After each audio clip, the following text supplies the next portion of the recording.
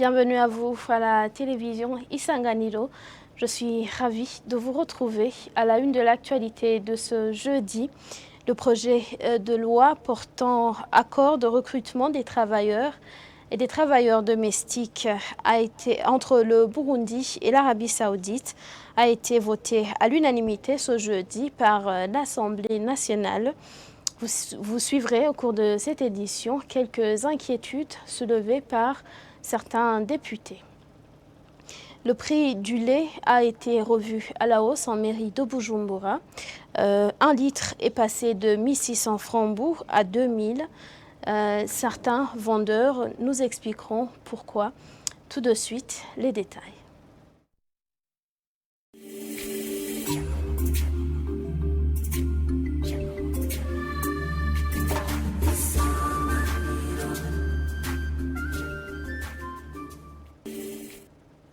Encore une fois, bienvenue. D'abord, cette brève actualité.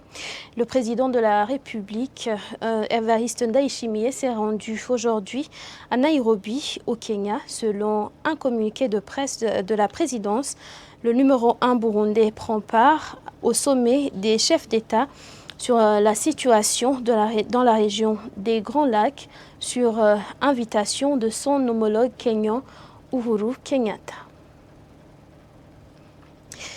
Je vous le disais tout à l'heure, adoption à l'unanimité ce jeudi par l'Assemblée nationale du projet de loi portant accord de recrutement des travailleurs et des travailleurs domestiques entre le Burundi et le Royaume de l'Arabie Saoudite.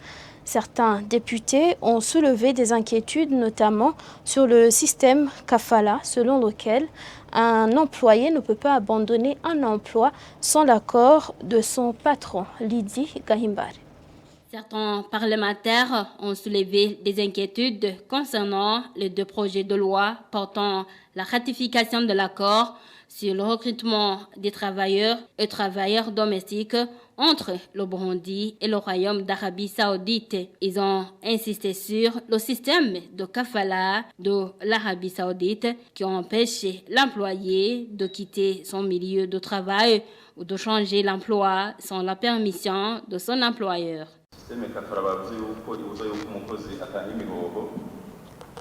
On a dit que le système kafala est un système où un employé ne peut pas quitter son employeur ou démissionner ou même quitter le milieu du travail sans la permission de son chef, selon le Code du travail du Royaume d'Arabie Saoudite.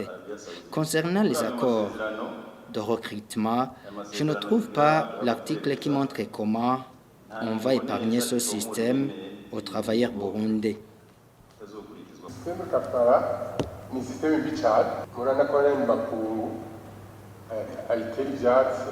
Le système kafala est décrié par tous les défenseurs des droits de l'homme.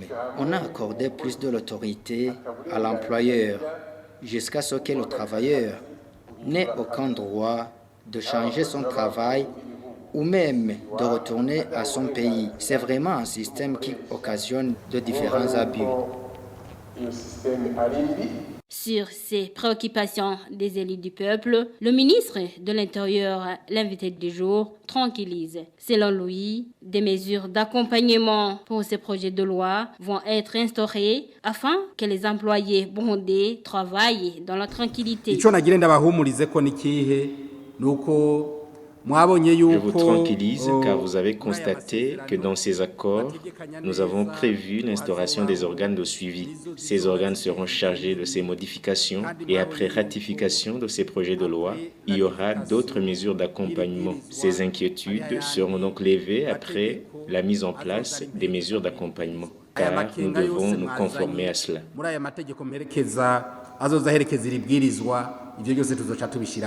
Après analyse, ces projets de loi ont été adoptés à l'unanimité.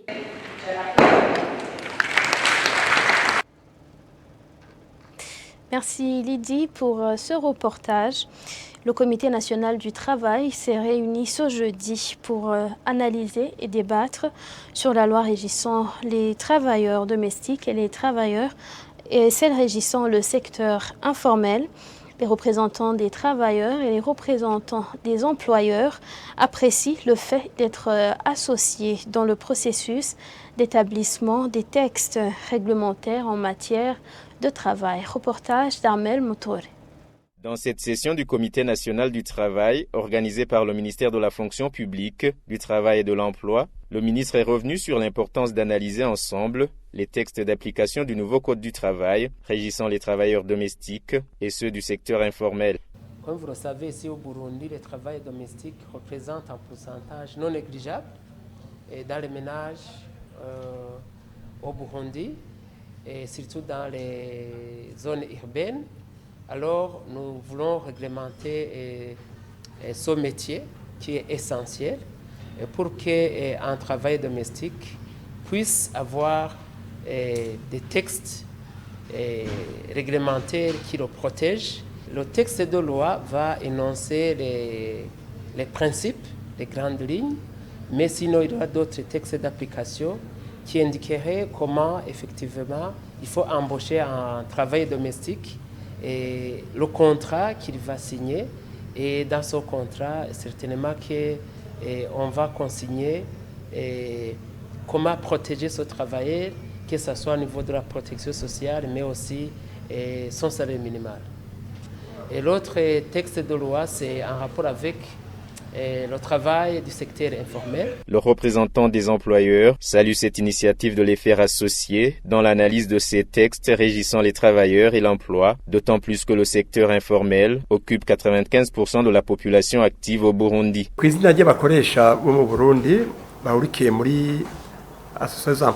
Au nom des employeurs du Burundi réunis au sein de l'association des employeurs AEB, je prends cette occasion pour vous remercier de nous avoir associés dans l'analyse de ces textes, comme nous l'avons fait également pour la mise en place du nouveau Code du travail.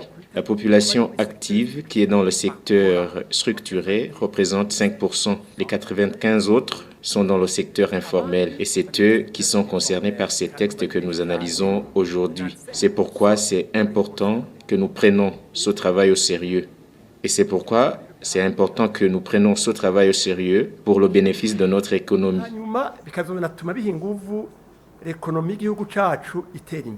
Associer les représentants des travailleurs dans cette activité démontre la bonne volonté du gouvernement d'améliorer les droits et le bien-être des travailleurs, selon le représentant de la Confédération des syndicats du Burundi.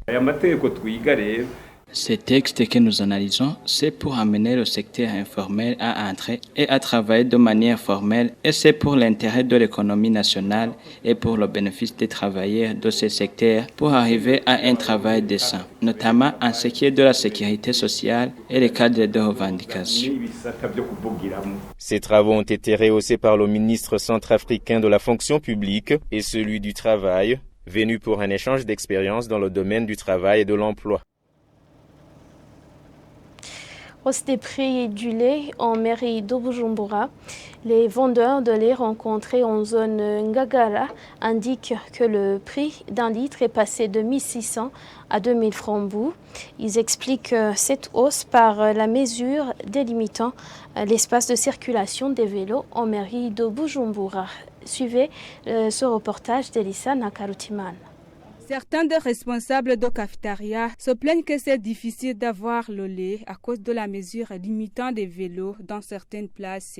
Se manifeste aussi la hausse des prix jusqu'à 400 francs le litre comme ils le disent. Au début, un litre coûtait 1300 francs. Avec l'arrivée de cette mesure limitant les vélos, les prix sont passés de 1600 à 2000 francs le litre. Avant, on utilisait des vélos pour transporter le lait. Actuellement, on l'amène par tête et c'est même difficile d'en avoir car à vélo on transportait jusqu'à 3 bidons mais on ne peut transporter qu'un seul bidon par tête. À vélo, le prix de transport était de 500 francs mais pour le moment, on peut 2000 francs pour le taxi-voiture. Il demande à l'État de se préoccuper de cette problématique afin de trouver la solution. Nous demandons qu'on trouve d'autres moyens de déplacement pour qu'on puisse recevoir le lait facilement comme avant. Nous demandons le retour des vélos transportables au lait pour qu'on baisse les prix parce que les consommateurs sont diminués. Ils n'achètent que pour les enfants seulement. La situation est ainsi au moment où certains habitants en mairie de Bujumbura vivent de cette commerce. Page coopération à présent, plus de 940 000 Burundais ont besoin d'une aide d'urgence au cours de cette année. Ces propos sont du coordinateur résident du système des Nations Unies lors du lancement officiel du plan de réponse humanitaire 2022. Damien Mama estime que pour arriver à cette fin, il faut plutôt 182 millions de dollars américains. Suivez-le. Et le nombre de personnes dans le besoin a diminué de 22% par rapport à 2021, ce qui est une bonne indication. Deuxièmement, après avoir identifié les personnes dans le besoin, on a identifié un groupe un peu plus réduit, mais qui est affecté par des vulnérabilités plus prononcées. Et le nombre de ces personnes s'élève à 947 000 personnes, et ça comprend 4 catégories.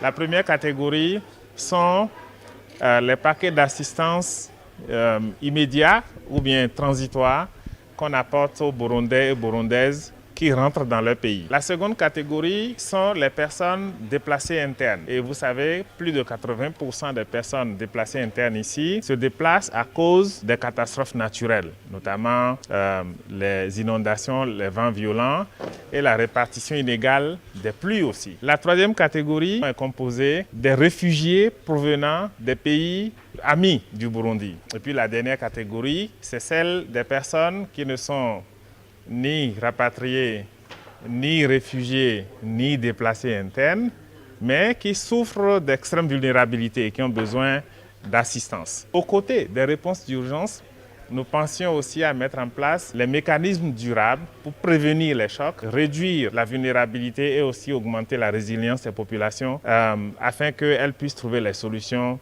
elles-mêmes. Donc le plan de réponse humanitaire, c'est un plan de solidarité, un plan d'assistance aux personnes qui se retrouvent au milieu des chocs et qui n'ont pas les moyens immédiats pour faire face à cela. On a besoin de 182 millions de dollars au total pour 2022 pour assister les 947 000 personnes et cette solidarité internationale est nécessaire pour pouvoir répondre.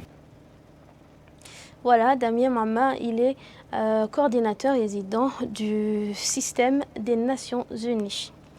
Les dossiers qui étaient en cours de traitement par la CNTB vont être traités par la Cour spéciale des terres et autres biens. Ces propos sont de la ministre de la Justice lors des cérémonies de remise et reprise entre cette commission et le ministère de la Justice. Suivez Domina Banyangimbona pour plus de précisions.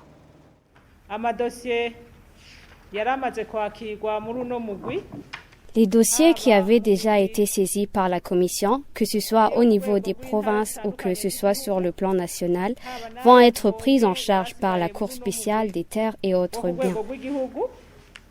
Azoca abandanya akogwa na sentare idasanzwe ijejwe gutatura amatati y'amatongo n'ayandi matungo abatari bwiture ubwo mugwi.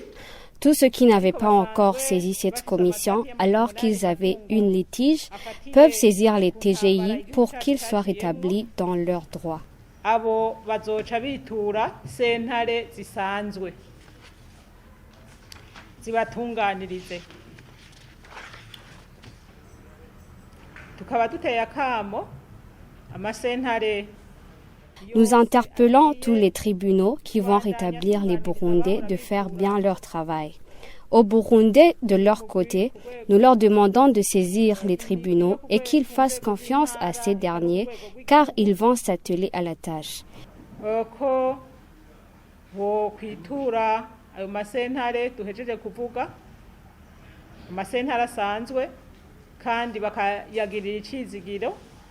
Kuko nayo turizigiye yuko agiye kuja ku kivi ko kandi nayo azobatunganiriza bagashima uburyo mwahora mukoresha mu kugira ngo.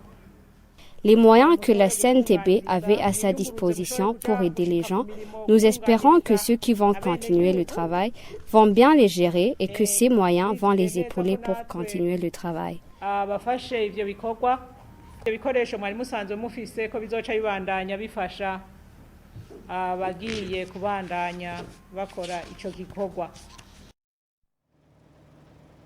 Fin de cette édition, merci à vous d'avoir été avec nous. Rendez-vous demain pour une nouvelle actualité. Bonsoir.